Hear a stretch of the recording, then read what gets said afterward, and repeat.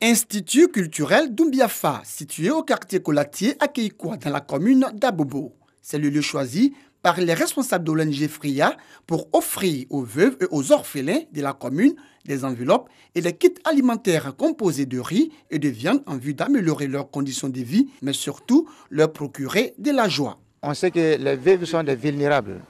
Et encore, elle a la charge d'un enfant qui est vulnérable et encore orphelin. C'est pourquoi c'est organisé pour ne pas que l'orphelin puisse embêter sa maman avec des questions dont elle n'a pas de réponse sauf avec les larmes aux yeux.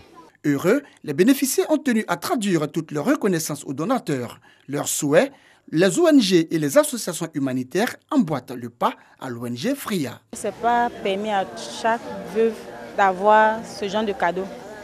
Ce n'est pas facile. Au jour d'aujourd'hui où nous sommes, nous les veuves, on souffre beaucoup. Lorsqu'on perd nos maris, on n'a pas de soutien en fait. On nous tourne le dos. Si le président Ouattara a permis que nous les veuves on soit en l'aise, je dis Dieu merci et je le remercie beaucoup pour tout. L'ONG Fria mène de nombreuses actions sociales en faveur des veuves, des orphelins et des personnes vulnérables depuis sa création en 2013. Les responsables de cette ONG entendent les jours à venir multiplier ces actions dans d'autres quartiers des communes du district d'Abidjan en vue de donner aux personnes défavorisées le sourire. Du riz, du sucre et de l'huile, ce sont entre autres dons offerts aux veuves et aux populations démunies des communes de Koumassi et de Marcory par la communauté musulmane Al Farouk en collaboration avec Dubai Charity Association et le Croissant Rouge des Émirats Arabes Unis. Objectif, soulager et soutenir les populations des couches défavorisées.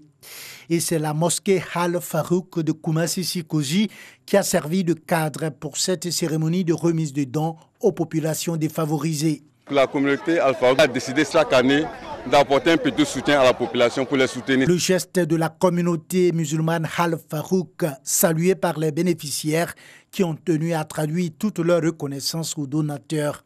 L'émotion que j'ai là, c'est une grande émotion. Franchement, de voir toutes ces familles heureuses, vraiment, ça me va droit au cœur. Je dis merci à la mosquée Al Farouk.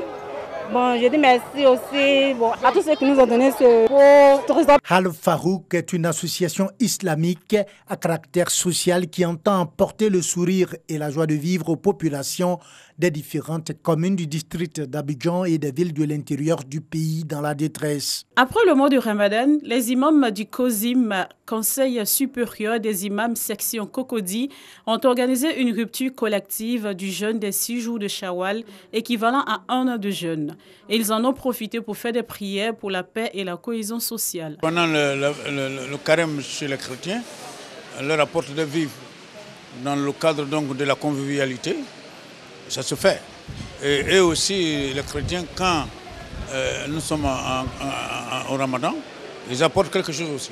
Ça, c'est le signe pratique du vivre ensemble. Et malgré les différences religieuses, ethniques et autres, on apprend à s'accepter, à se tolérer et ainsi de suite. C'est ce qui permet donc la cohésion sociale et permet de préserver la paix.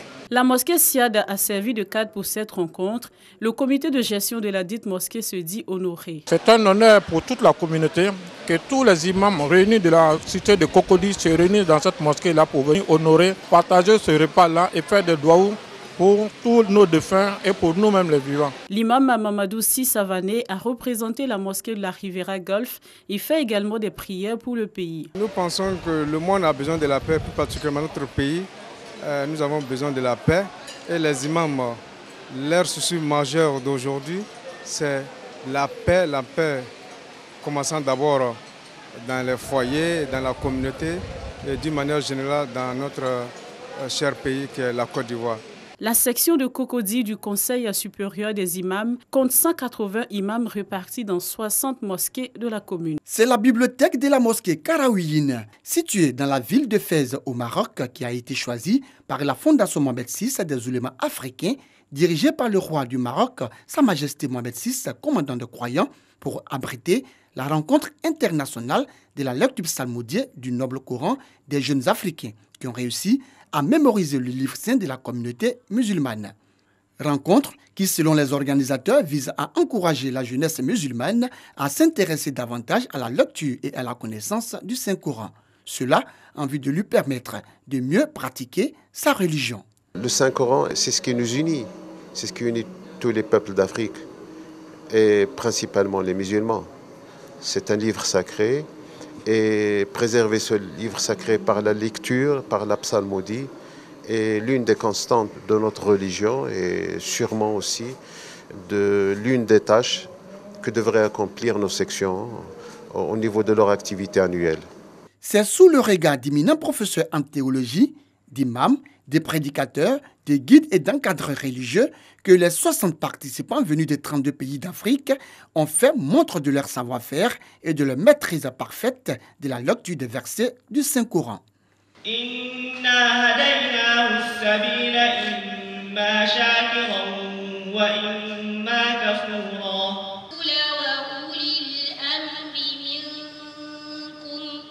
فاتقوا الله وأصلحوا ذات بينكم كوابل فطل والله بما تعملون بصير.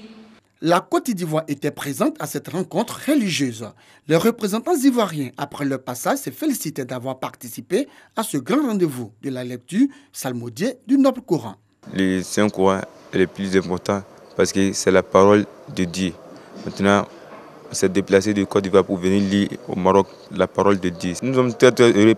À cette occasion, responsables, membres et présidents des sections de la Fondation Mohamed VI des oulémas africains, mais aussi imams, prédicateurs, guides et encadreurs religieux, femmes, jeunes et fidèles musulmans ont eu droit à une visite guidée de la grande mosquée Hassan II, père de l'actuel roi du royaume chérifien, situé dans la ville de Casablanca. Institut Mohamed VI de formation des imams mourchidines et mourchidates de Rabat au Maroc. C'est ici que sont formés de nombreux guides religieux pour diriger la prière dans leurs mosquées respectives. À l'intérieur, ces imams et futurs imams ivoiriens sur leurs machines de couture sont en plein cours. Parmi eux, Issa, marié et père de 8 enfants. Arrivé depuis le 12 janvier 2018 dans cet institut, il a choisi comme métier la couture. La raison. Personnellement, j'ai vu les grands imams en Côte d'Ivoire. Il y a beaucoup parmi eux qui étaient tailleurs. Donc, surtout chez moi à Bengourou, grand imam, il était un tailleur. Donc, moi, j'ai vu que vraiment ça là, il peut faire la couture à côté. Donc, ça n'empêche pas d'être imam. Pour Issa, un imam doit être un exemple et un modèle dans la société. Pour cela, il est impératif pour lui d'être autonome et indépendant. Une autonomie qui, selon lui, passe inéluctablement par un emploi. Un imam, ça ne veut pas dire que ta charge c'est là toujours sur les fidèles. Non, il faut avoir un métier. Toi, tu fais ça pour te nourrir toi-même. Là, comme ça, tu n'as pas besoin de quelqu'un. Comme ça, tu peux prêcher dans les normes. Les propos de Issa, appuyé par Goumané, ivoirien lui aussi, venu apprendre et approfondir sa connaissance du livre saint de la communauté musulmane, le Saint-Coran. Métier choisi, l'électricité. Si on prend l'exemple sur le prophète, il a exercé plusieurs métiers. Lui-même, il a été berger, il a été commerçant. Donc si le prophète lui-même, il arrive à faire cela, pourquoi pas nous les imams? Il ne faut pas tout le temps tendre les mains aux gens. Il faut toujours travailler pour être autonome. Ces guides religieux sont formés par d'éminents professeurs et encadreurs qui se réjouissent du niveau et du sérieux de ces imams et ces futurs imams ivoiriens. Ils veulent bien travailler, ils veulent apprendre quelque chose. C'est un gain pour eux, c'est un autre métier. D'accord? Et de plus, ils peuvent arriver trop loin. S'ils continuent, ils sont très motivés, très motivés. Ces 200 imams et futurs imams ivoiriens de la 4e et de la 5e promotion de l'Institut Mohamed VI de formation des imams mourchidines et mourchidates de Rabat ont été envoyés par le Conseil supérieur des imams en Côte d'Ivoire, COSIM. En plus des métiers de la couture et de l'électricité, l'Institut Mohamed VI forme les imams et futurs imams aux métiers de l'informatique, de l'agriculture et de l'élevage. 2 ans, c'est le temps que dure la formation.